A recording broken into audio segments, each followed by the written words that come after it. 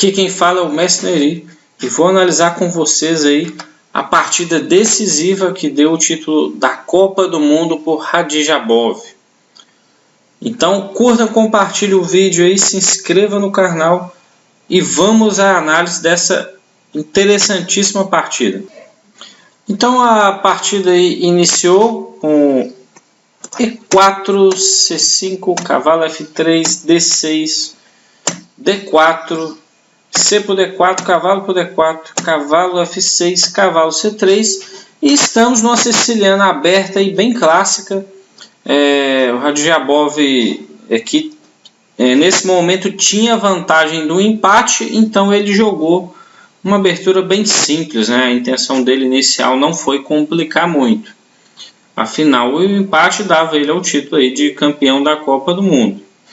E após aqui cavalo C6, ele bispo E2, jogando de forma bem simples, uma variante clássica aí com roque pequeno mesmo, sem maiores confusões. Diglire jogou E5, cavalo B3. E esse E5 geralmente, apesar de ser um lance até teórico, ele tem uma pequena desvantagem, que é começar a dar essa fraqueza aqui para o branco. O branco começa a ter uma casa fraca para tentar explorar. Então essa é a pequena desvantagem do E5, mais um lance supernatural que dá igualdade central. Diglire jogou bispo E7, o Radijabov aqui bispo G5. O objetivo do bispo G5 é em algum momento tomar esse cavalo para que o branco aumente o domínio da casa D5, que é a casa que não tem peão para expulsar o cavalo. Então esse é o verdadeiro posto avançado para o cavalo, é a casa ideal de pôr o nosso cavalo. E se o branco colocasse o cavalo sem eliminar o cavalo preto, rapidamente as pretas teriam a possibilidade de trocar os cavalos. Então por isso o movimento bispo G5 é uma forma típica de aumentar aí o problema nesse ponto D5. O Diglire rocou, Radijabov trocou, fez bispo toma cavalo, bispo toma bispo e cavalo D5, como tínhamos analisado. Então esse cavalo fica muito poderoso nessa casa. E aqui o Diglire jogou bispo G5. Bispo G5 pode ser uma ideia também, além de evitar a troca, começa a possibilitar movimentos como o F5 aí por parte do jogador das pretas. E esse F5 pode ser uma ruptura muito interessante, com o intuito de deixar a torre mais poderosa, deixar essa torre de F8 aí mais forte no jogo. Contudo, aqui o Radijabov jogou uma novidade, né? Ele jogou bispo G4. Esse lance não existe na base, eu fiz uma pesquisa. O Radijabov também não jogava essas posições de siciliana clássica, assim, por parte do branco, né? Essa variante mais simples. Ele não enfrentou ainda, não tem nenhuma partida dele na base. E aqui seria a primeira novidade da partida. Esse é o lance novo aí.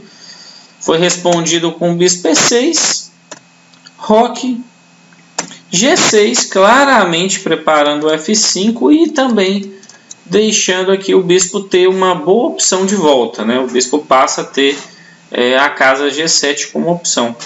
Que o Radijabov trocou com tranquilidade, apesar, né, de perder aquele super domínio que tinha em D5. Né? Ele troca, F toma, o cavalo vai recuar e a casa D5 não é mais totalmente do branco. Dá uma abertura para a torre também, contudo a vantagem para o branco é que vai simplificando. Para quem tem o objetivo de empatar, é sempre interessante. E também, se dermos uma breve observada, o rei preto começa a ter uma cara de exposto, né? Ainda não tem nada, esse rei está super seguro, mas ele começa a ter uma tendência de rei exposto. Então, continuando o jogo, aqui o preto jogou dama E7, claramente para trazer a torre aqui para a coluna, né? Tem que conectar as torres também. E o Diabov jogou dama D3. Dama D3 é para também conectar suas torres, trazer a torre para pressionar o ponto D. E a dama também ganha algumas opções, né? Fica uma dama mais ativa.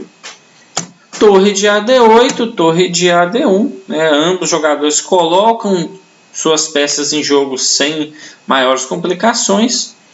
Aqui foi jogado A6 com ideia de prevenção, né? O cavalo branco poderia saltar e ser mais um problema no ponto D6, além também da simples passagem de dama B5, que já seria no mínimo incômodo, né?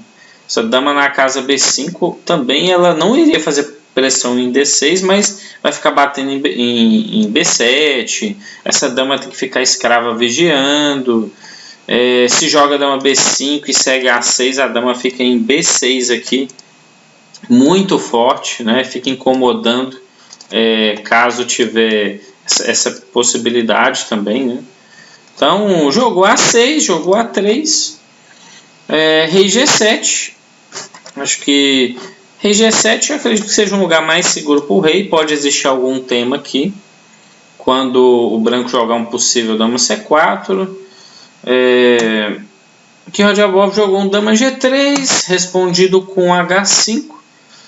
Acredito que H5 tem uma intenção de criar um possível contra-ataque aí no rei branco. Ele jogou cavalo E2 com ideia de controlar tanto a casa F4 como a casa D4. Então um lance importante. E aí D5 de Guilherme faz a ruptura central. Ele tem que buscar a iniciativa de alguma maneira, afinal precisa vencer, né? Ele tinha perdido aí a partida anterior, então ele necessita vencer. E o Diabov, dama C3, a dama faz um raio-x no rei e também começa a ter aí, mirar casas importantes, né? A casa C5 é um ponto importante. Aqui foi respondido com torre F6. Movimento como D4 não resolve nada para as peças pretas, ia ser respondido facilmente com dama C5 e sem muita continuidade, né? Então torre F6 tem intenção de dobrar as torres e bater no ponto F2, fazer alguma pressão, dobrar as torres, até triplicar junto com a dama, pôr 3 peças pesadas no ponto aqui. Foi respondido com dama C5. Então o Diabov está procurando aqui trocar, né? Trocar as damas. O final, além de ser muito interessante para um possível empate, é interessante devido à posição preta estar um pouco mais debilitada. A troca seria péssima. Ele fez dama F7, se troca, cavalo toma e o preto precisa vigiar alguns pontos importantes. Tem que vigiar B7 e vigiar E6. O avanço perde um peão imediatamente aí, uma vantagem decisiva branca. Então, dama F7, C3, fazer um controle na casa D4, né? Prevenir as ações do adversário, movimento importante. H4, o preto percebe que não está legal e vai tentar um tudo ou nada. Tem que tentar um contra-ataque. Imediatamente freado, né? Muito importante quando alguém joga H4 a gente frear esses avanços. Geralmente, aparentemente, pode não ter nada, mas é um lance muito perigoso. Vai permitir contra-ataque. Então jogou H3, torre D7 e reforçou a defesa da sétima.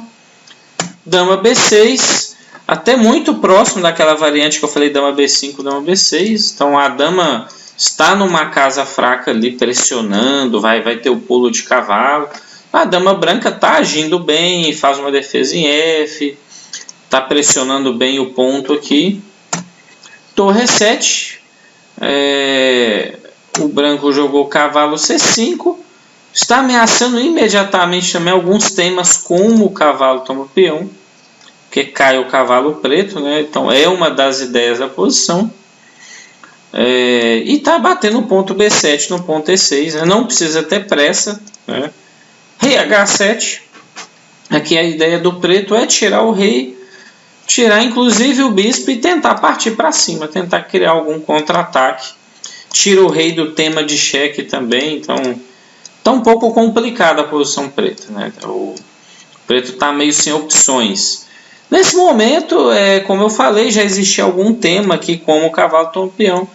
Mas o Radjabov jogou B4, lance que mantém a sua vantagem. O branco aqui está, no mínimo, levemente melhor, e ele vai mantendo a vantagem, né? Vai deixando o adversário sofrer aos poucos, né?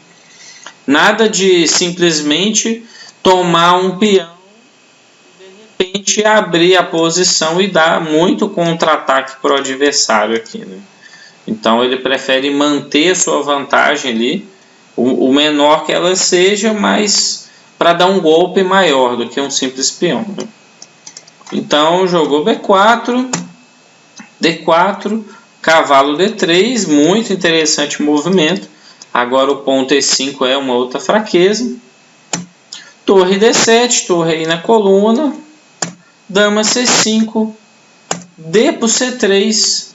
E aqui o Radjabov de novo jogou com bastante simplicidade, né? Aqui o peão fica passado perigoso, então ele foi lá, tomou o peão sem maiores complicações.